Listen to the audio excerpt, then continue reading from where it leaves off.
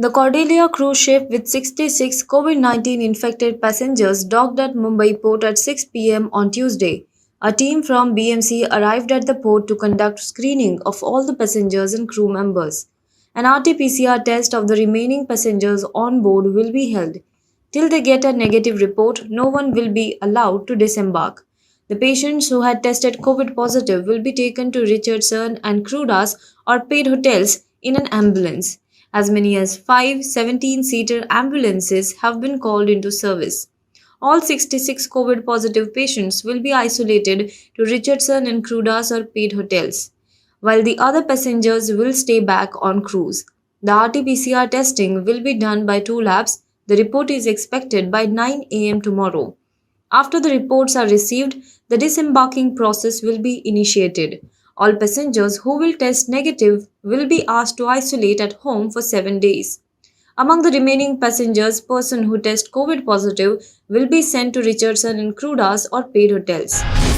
A day after the videos of Chinese PLA troops unfurling their national flag in Galwan Valley on New Year triggered a political uproar, pictures of Indian Army troops with the tricolor in Galwan have now surfaced. The pictures accessed by India Today TV shows Indian Army soldiers with the national flag and the newly inducted US-made Sig-Sauer rifles posing in snow-covered rocky terrain. On January 1st, China had laid claim to the Galwan Valley once again by unfurling its national flag. Videos of the event were put out by various Chinese government mouthpieces.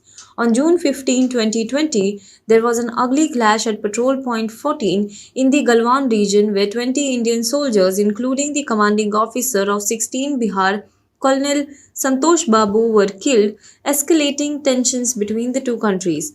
India had objected to China's observation post near the PP-14 that led to the clash. After the incident, as per disengagement plan, a buffer zone was created to ensure soldiers don't come face to face with each other, and the area up to PP-14 was a no patrol zone. Vishal Kumar, the 21-year-old co-accused in the Bully Bai app case who has detained in Bangalore on Tuesday, has been remanded to police custody till January 10th. The court has also granted police the permission to search Vishal Kumar's residence. Sources said that prime accused is a woman from Uttarakhand. She too has been detained and will be produced at Uttarakhand court for transit remand. She will then be brought to Mumbai. The two are alleged to be friends on social media platforms like Facebook and Instagram. Hence, the links have been established. On January 1st, photos of hundreds of Muslim women were taken without their permission and uploaded on the Bully Bai app on the GitHub platform for auction. A similar instance was reported last year. The Delhi police on Tuesday had said the Bully Bai case had been transferred to the Special Cell Cyber Unit or Intelligence Fusion and Strategic Operations Unit. Delhi Deputy Chief Minister Manish Sisodia on Tuesday, January 4th, said that the impact of the Omicron variant of coronavirus was less severe but asked the people to be on guard.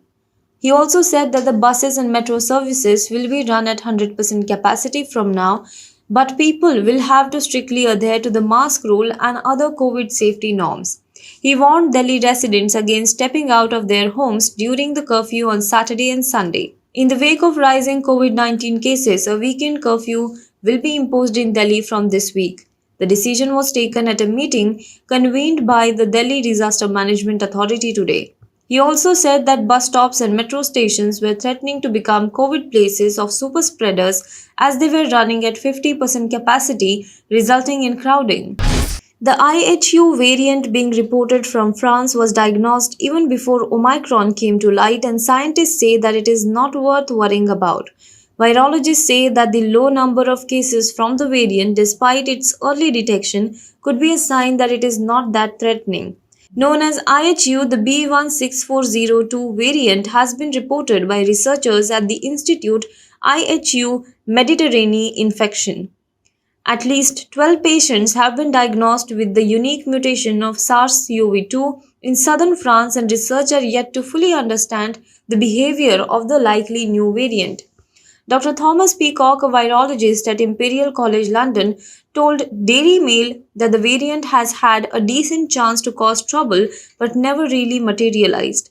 The strain was uploaded on the variant tracking database GISAID on November 4th, days before Omicron was announced to the world as a new variant.